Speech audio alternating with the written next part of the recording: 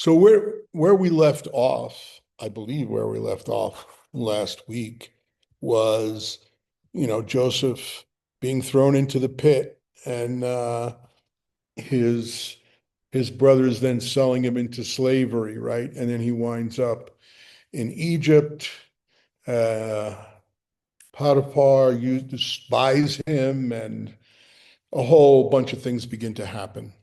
So I wanted to skip ahead quite a bit. We're really going through three parshas here, so there's a lot that I'm leaving out. I'm just trying to focus on the um, the part of the parsha or the part of the story that is relevant to our meditation practice as well as to our mindfulness practice in the world of action that comes back and makes sense to us. So the whole series has been really about unification, right? And now we've moved on from Jacob into Jacob's children, and it doesn't start off great, right?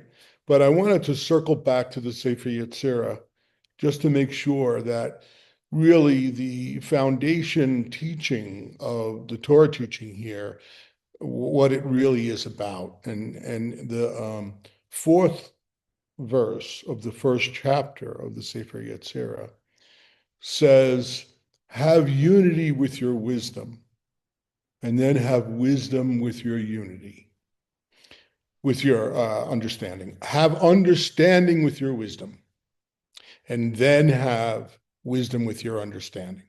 So it's Bina Hakma we're talking about. So the order is kind of important. It's sort of like soup. So it's sort of like saying, have some spices with your potato leek soup. Because if you just have potato leek soup, it doesn't taste very well. So the foundation is Hakma. The foundation is wisdom, the Hakma consciousness. But we experience this Hakma consciousness. It's necessary to have Binah with Hakma, to have an understanding of what the experience is. So we eat the peach and then we find out, oh, wow, this tastes really good. And we find it's a fruit and it has all these great vitamins for us. And it's better if we eat it in the morning or eat it in the evening. So this foundational truth in the Sefer Yetzirah is saying, have understanding, have binah with Hakma, have understanding with your experience of wisdom. So when we teach meditation, this is the way we do it. So the first thing we do is what we call an intro view thing, which basically just, so that's in the world of Binah, obviously, but that's just giving you an opportunity to see what we're going to teach you, and you can decide whether you want to do it or not. And that's the purpose of that.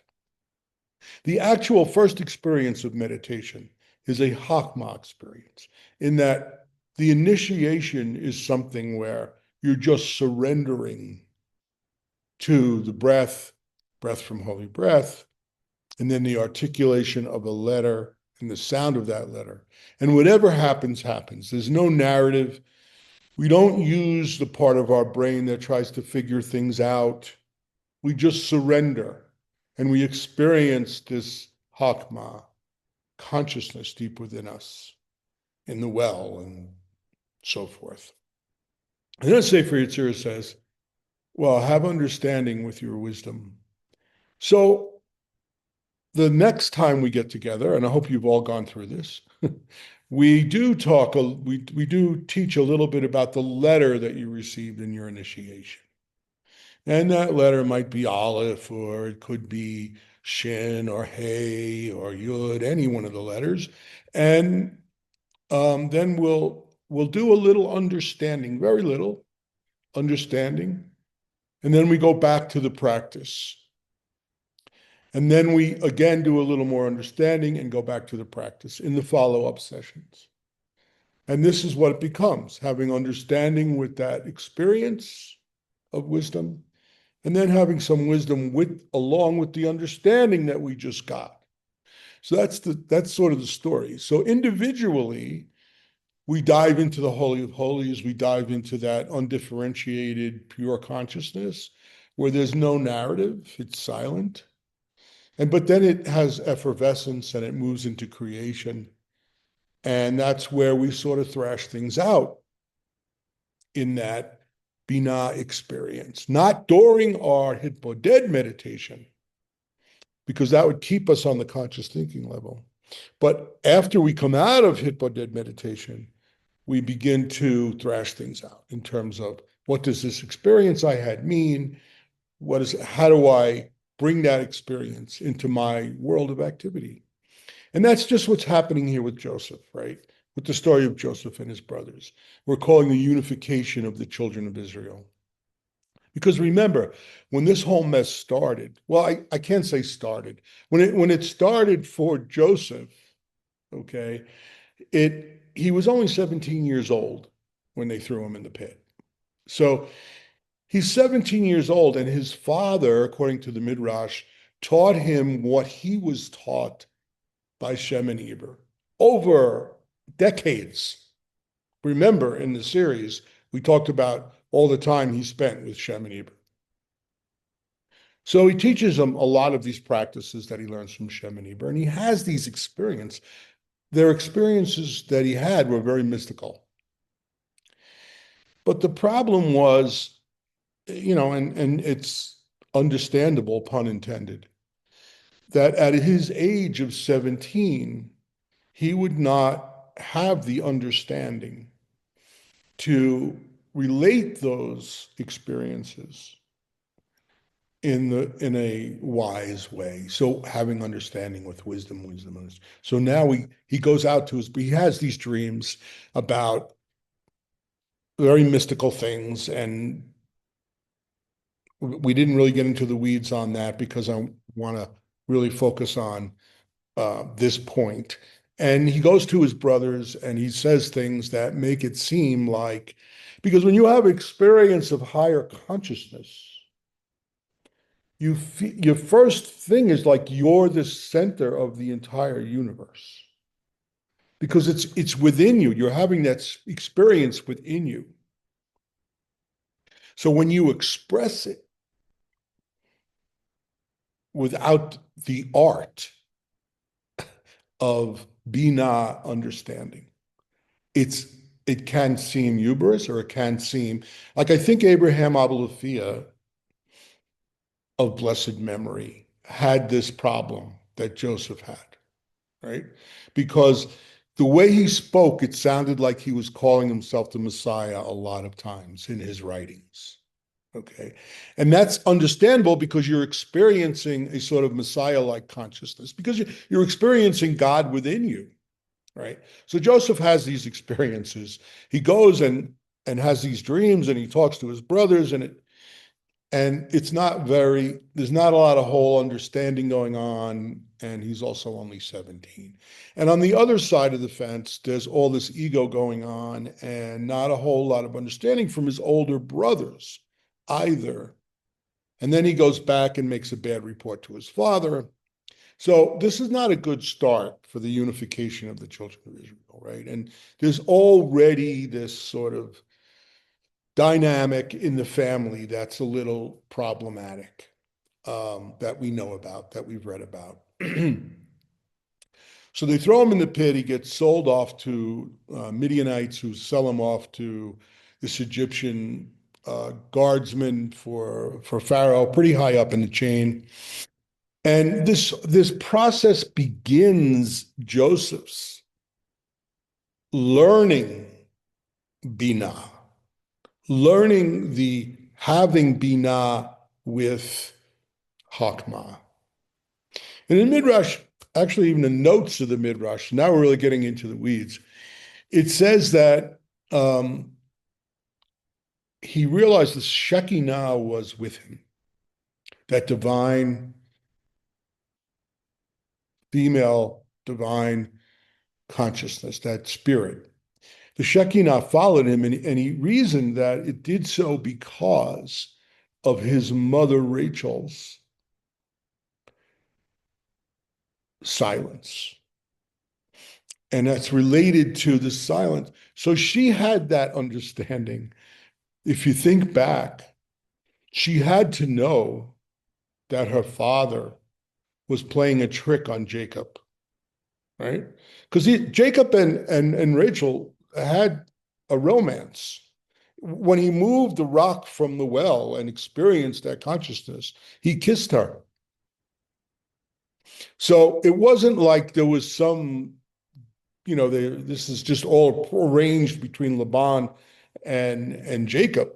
She knew, but she kept quiet because the order was supposed to be Leah and then Rachel.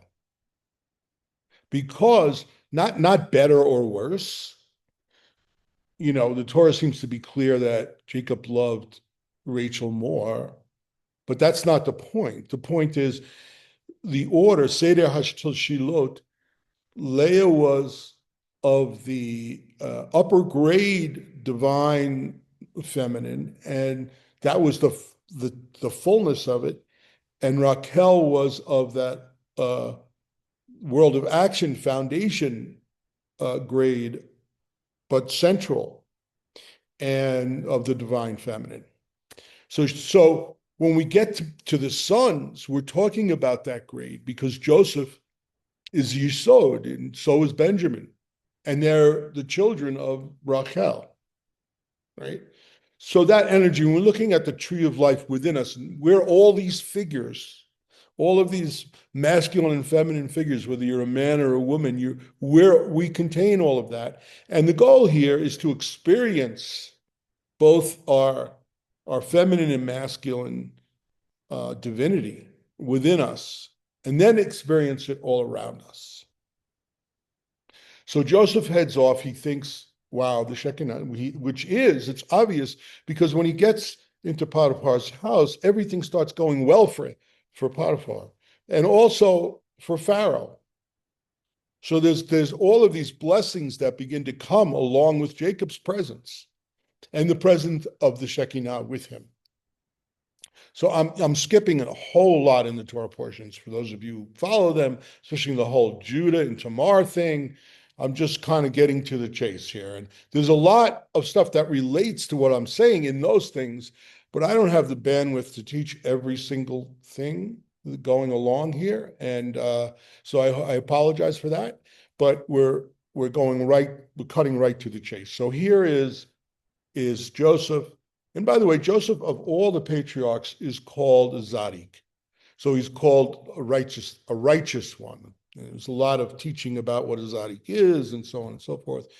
And a lot of that has to do with the way he behaved once he started gaining some wisdom. And this whole process in Egypt allowed him to have Bina Chakma, to have understanding and wisdom and intellect. So Potiphar's wife tries to seduce him, and he, in a very wise and understanding way, he refuses to lay with her. And he handles the whole situation differently now. He's learning, he's handling it differently than the way he handled things with his brothers, right?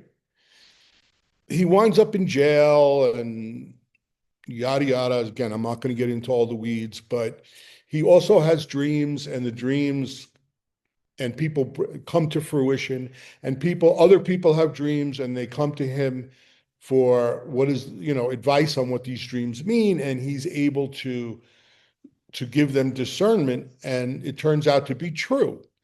So people are like, whoa, this guy's like something special. And there were sorcerers in Egypt and stuff, but many of them would miss the mark more frequently than not, and he seemed to never miss the mark, right? So at some point,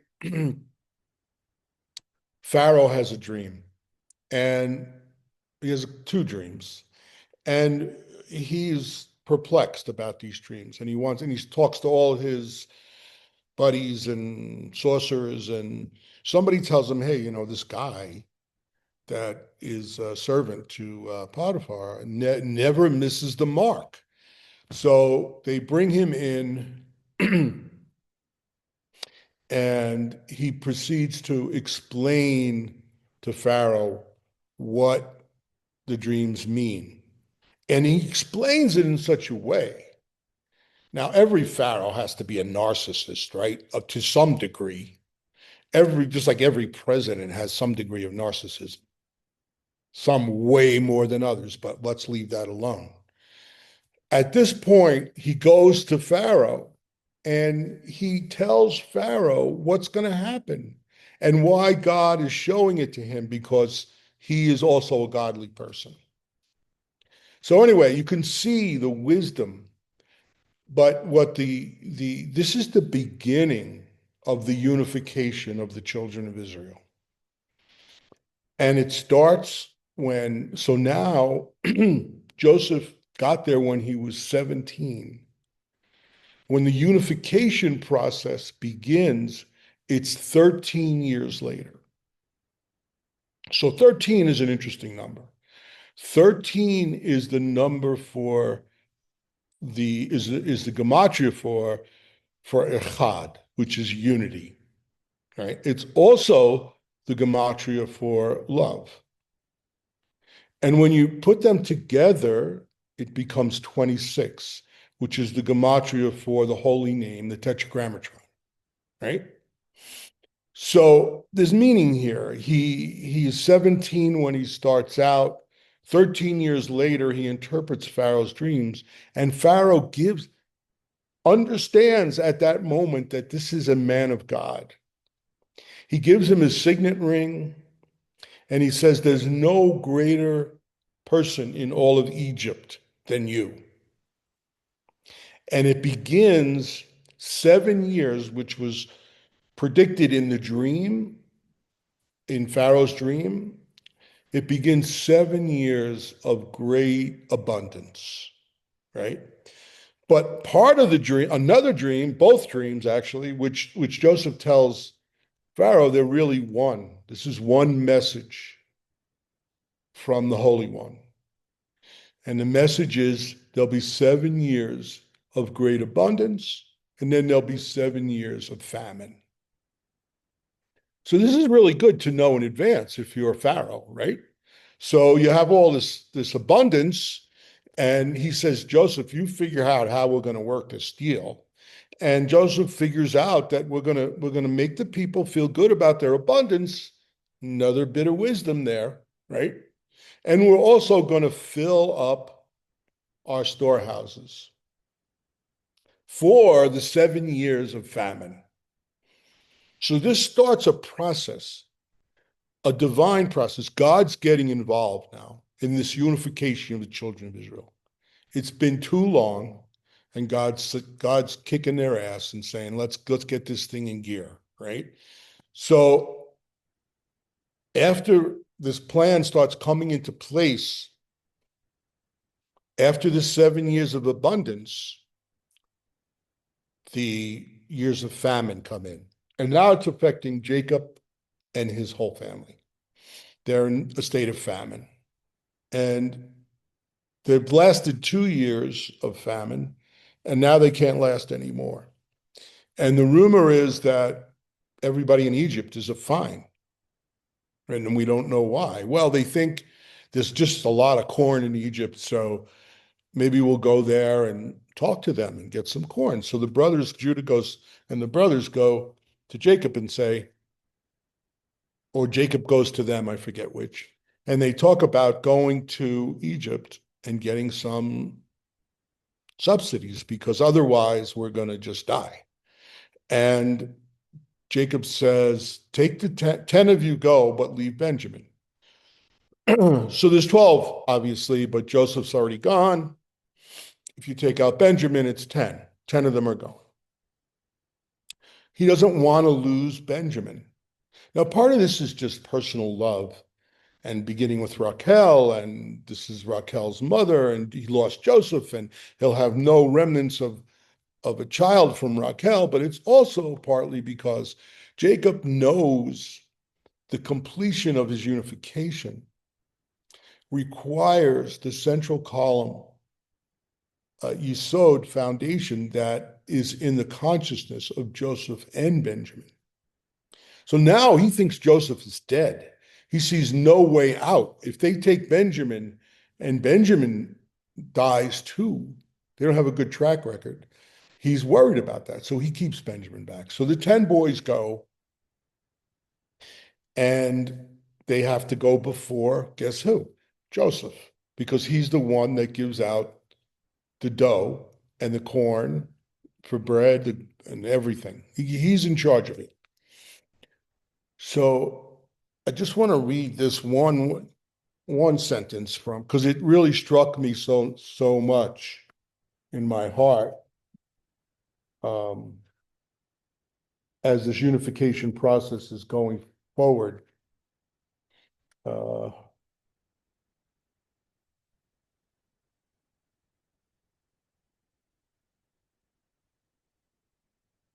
Sorry, I'm all discombobulated.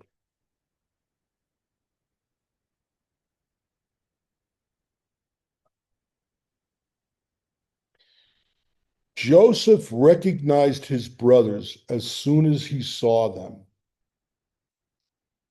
Joseph recognized his brothers, but they did not recognize him. He remembered what he had dreamed about them. So, looking more deeply into that than might not think about on the surface, when we recognize our brothers, of course, sisters, brothers, both, right?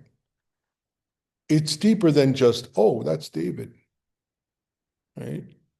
When I see David, I see his father, I see his mother, I see his brother and sisters. I mean, there's something deeper than just a visual recognition. Now, in order for that to happen, one has to be open and vulnerable for it to happen, and not defensive and judgmental, right? If one is living in one's own ego, it's very rare that we truly recognize each other. We talk past each other. And this is what happened before the pit incident and during the pit incident. They're talking past each other. It gets to the point where they couldn't say anything of shalom to Joseph anymore because they weren't seeing each other. This whole thing could have happened differently if there was self-reflection, if there was letting go of ego. You know, my favorite spiritual words come from the Veda and the Mahabharata, where Krishna tells Arjuna, Yogastha Guru Karmani, established in being, established in that being, perform action. So that's the basis of it. If we have Yogastha Guru Karmani, we're established in that being, then we perform action. The brothers and Joseph would have spoken to each other differently. They would have recognized each other. And when you're recognizing someone, if I'm recognizing Noah, who just appeared out of nowhere, it's magical. I recognize more than just his face and his name. I see more deeply into Noah.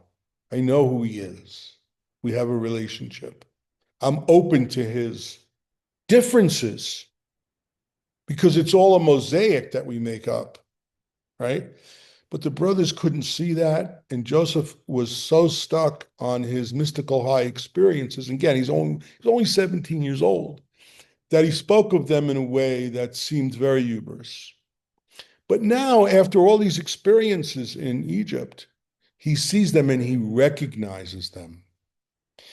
And if you read through the whole story, it's hard to read through without crying for me. And I think for many of you too, because his heart, his divine feminine, is open. He cries 7 times during the reunion of this thing with his brothers. But at the same time, he has enough bina, enough understanding now to want to make sure that they have changed, that there is teshuvah within them. So even though he's running into back rooms crying, having met his brothers again, he's testing them. And he puts them through 4 or 5 serious tests to see if they're really different. Because if they're not, what's the point? There's not going to be that unification. Will they even ever recognize him? Will they even really accept him in their hearts? Or will it still be this ego struggle?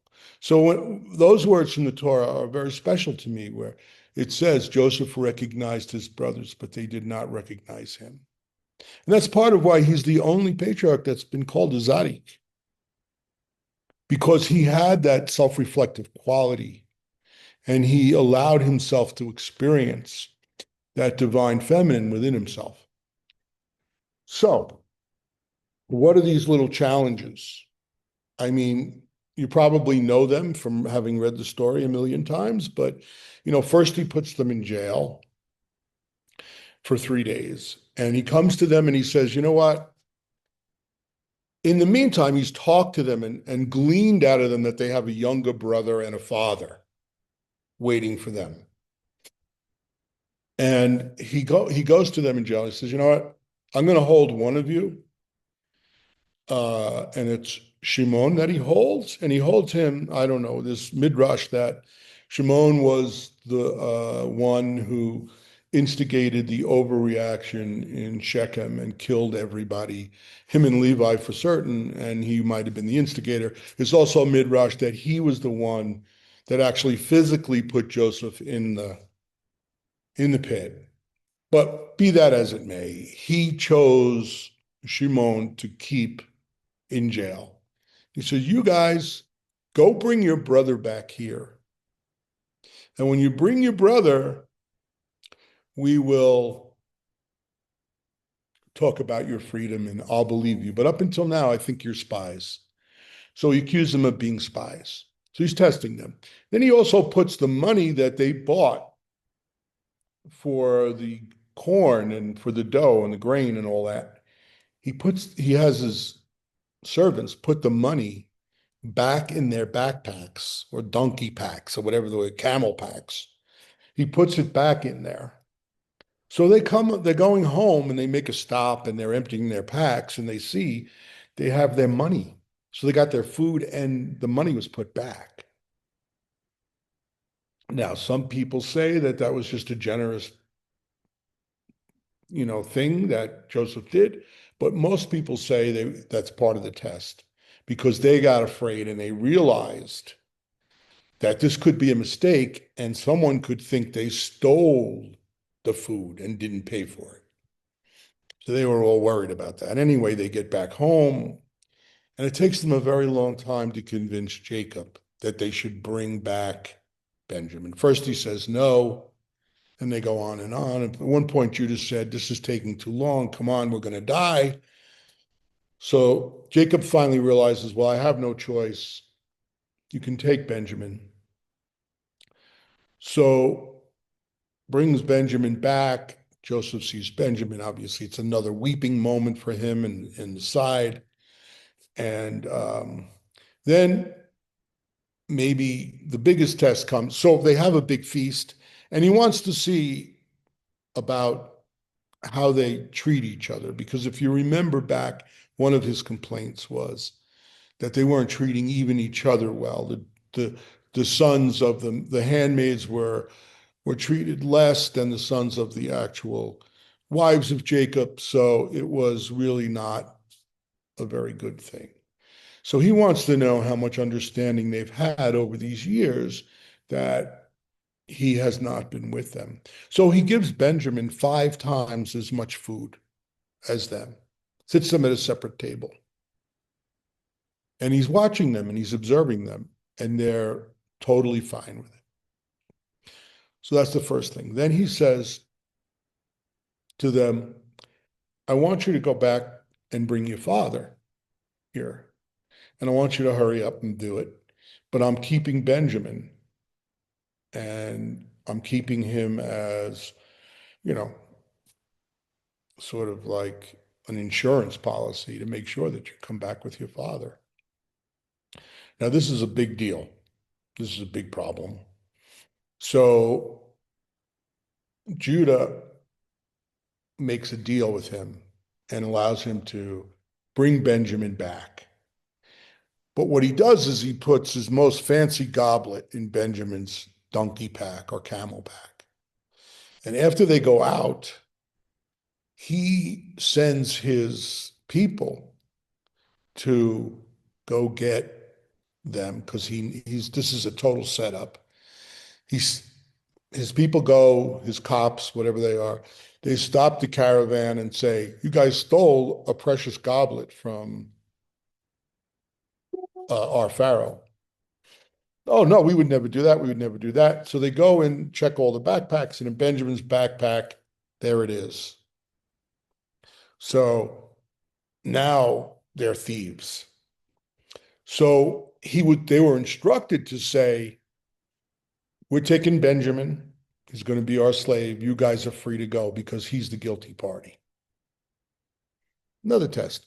They say, "No, we can't. We can't go home without Benjamin. Our father will surely die." So they go and they go back. I know this sounds like a long story, but it's the most beautiful story in the Torah for me. They go back and they Judah and the brothers go back and say, "Joseph, we can't do this. It's a mistake. He didn't steal it, blah, blah, blah. They're having this thing."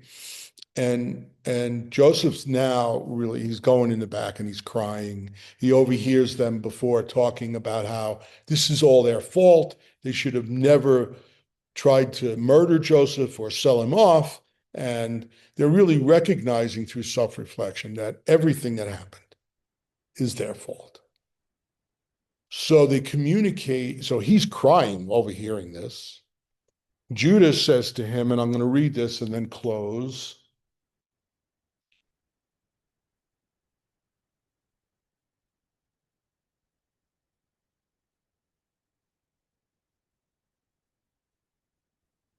So Judah now goes up to him because he's in an impossible spot.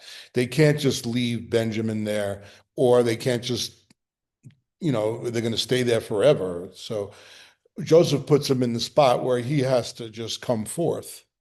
So Joseph walks up to Judah walks up to Joseph. "Please, Your Highness, let me say something to you personally. Do not be angry with me, even though you are just like Pharaoh."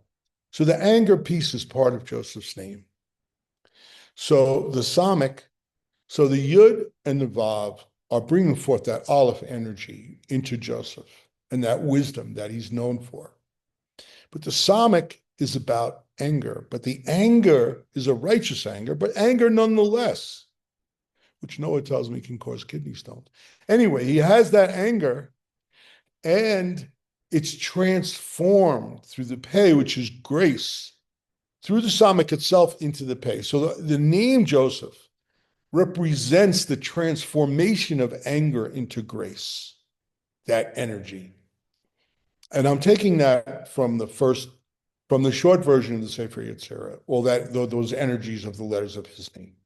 They're different in the other versions, so don't send me a text or anything. It's a short version. Anyway, I won't read it all. Judah goes through the story that I just went through, right?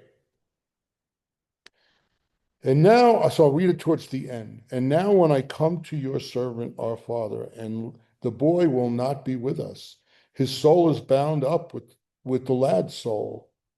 Kaplan translates it lad. Most people translate it boy. "When he sees the lad is not there, he will die. I will have brought your servant, our father's white head down to the grave in misery. Besides, I offer myself to my father as a guarantee for the lad, and I said, I do not bring him back to you. I will have sinned to my father for all time. So now let me remain as your slave in place of the lad. Let the lad go back with his brothers. For how can I go back to my father if the lad is not with me? I cannot bear to see the evil misery that my father would suffer." When they came closer, I'm going to make sure I got everything in. When they came closer, he said, I am Joseph, your brother. You sold me to Egypt. Now don't worry or feel guilty because you sold me. Look, God has really sent me ahead of you to save lives. God has sent me ahead of you to ensure that you survive in the land and keep alive through such extraordinary means. So after Judah falls on his sword, and by the way, I didn't even read the part where Judah says, it's all my fault. It's all our fault because we did this to our brother. And then Joseph says, don't worry about it. It's not about you. It's divine will and brought me here to save lives. So this is the most beautiful teshuvah. It's two-sided. Judah and his brothers recognize that this is their fault. He falls on his sword. He offers himself lifetime slavery in Egypt to let his brother go because he recognizes, as soon as that happens, Joseph says, it's not your fault because he's totally forgiven him. And that's another reason why he's called a Tzaddik. But that union takes place. So circling back to when we started, when the Sefer Yetzirah says, have understanding with your wisdom. This is what happened to all of them. First Joseph, but God had to kick their ass first. And what the Torah is teaching us here is that life will make this happen for you. I don't know if that's good news to you or bad. Life will make this happen over many lifetimes, maybe. Or we can establish ourselves in the divine love that's within us and experience that with understanding so that we recognize, we hear people, we're in front of them, our hearts are open to them and what they have to say. And we have that kind of unification. We understand that the unity consciousness is not just within us, it's within all of God's creation. And everyone, Jews, Gentiles, men, women, wherever you live, we're all a product.